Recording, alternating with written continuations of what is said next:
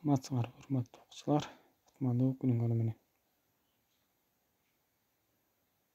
Бүгүнкү сабактын темасы арифметикалык амалдар.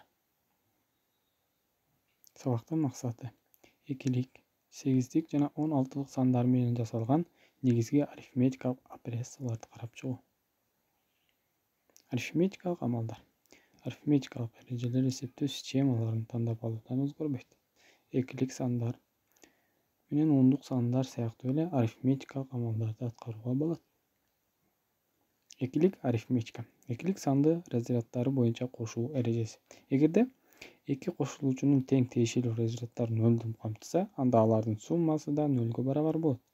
Сандын ошол эле разрядынан нөлдү жазабыз. Эгерде тиешелүү разряддарды эки кошулуучунун үрөөсү эле бирди камтыса, анда алардын суммасы да бирге барабар болот. Сандын ошол эле разрядына бирди жазабыз. Эгерде кошулуучулардын тиешелүү разряддары бирди камтыса, анда эки бирдиктин суммасы экини берет. Ал эми эки сан экилик эсептөө системасында 10 деп жазылат. Сандын ошол эле разрядына нөлдү жазабыз. Ал эми бирди болсо кийинки жогорку разрядка өткөрөбүз. Экилик арифметикалык эрежелерди төмөнкү таблицанын жардамы менен эсептеп чыгууга болот. Экилик кошуу. 0 кошуу 0 барабар 0, 0 кошуу 1 барабар 1, 1 кошулган 0 барабар 1, 1 кошуу 1 барабар 10. Түшүндүрмө. Эгерде 1 кошуу 1 10 болгондуктан 0 ошол эле разрядда калат. Ал эми бирди болсо кийинки жогорку разрядка өткөрөт. Аныктамасын тетрадыңарга жазып алгыла. Экилик сандарды кошуунун мисалдары. Кызыл түс менен жогорку разряд которууну белгилейли. Эгерде биринчи мисалды карайлы. 1001 кошуу 1010.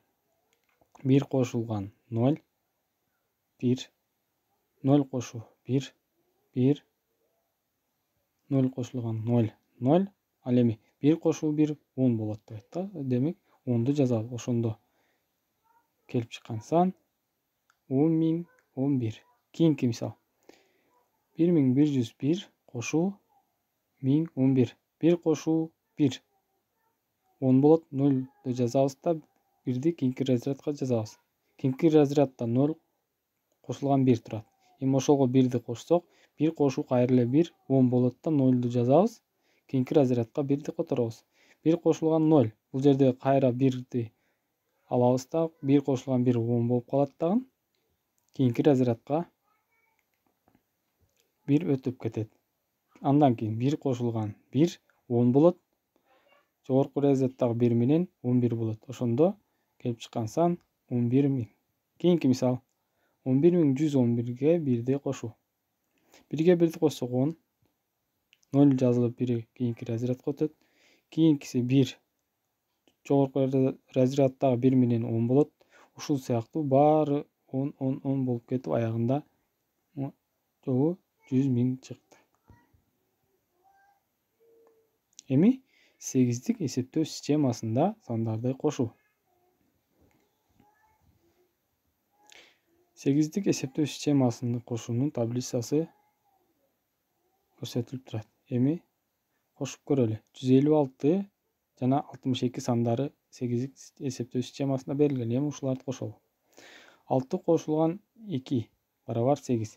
8 саны сегиздик эсептөө системасында жок болгондуктан аны 0 деп жазып, бирди кийинки разрядка которобуз. Андан кийин 5 кошулган 6 плюс кийинки разрядка өткөрүлгөн 1ди кошобуз 12. 12 саны дагы сегиздик эсептөө системасында жок болгондуктан 8ди кийинки разрядка өткөрүп 4тү жазабыз. Кийинки разрядда 1 кошулган 1 2. Демек келип чыккан сан 240 болот экен. 16лык эсептөө системасында сандарды кошуу. Эгерде бизге 16лык эсептөө системасында А 5Б плюс С7Е сандары берилсе, аларды кошолу. Кошууда А саны 10, 5 өзү жазылып, Б саны 11. Кийинки санда С 12, 7 өзү калып, Е саны 14 менен белгиленет.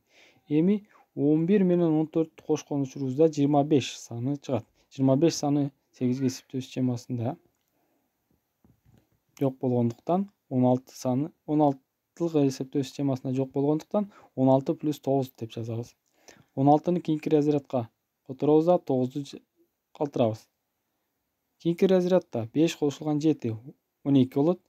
Кийинки разрядка которулган 1 менен 13 болот. 13 саны 16-лык эсептөө схемасында D менен белгиленет. Андан кийин 10 кошулган 12 барабар 22. 22 саны 16-лык эсептөө схемасында жок болгондуктан 16 кошуу 6. 6 жазылат да кийинки разрядка 1 которулуп 1 өзү жазылды. Ошондо келип чыккан сан 16, 13 жана 9. 16139. Ушуну менен бүгүнкү сабагыбыз аягына келип жетти. Келерки сабакта амандашканча сак саламатта калгыла.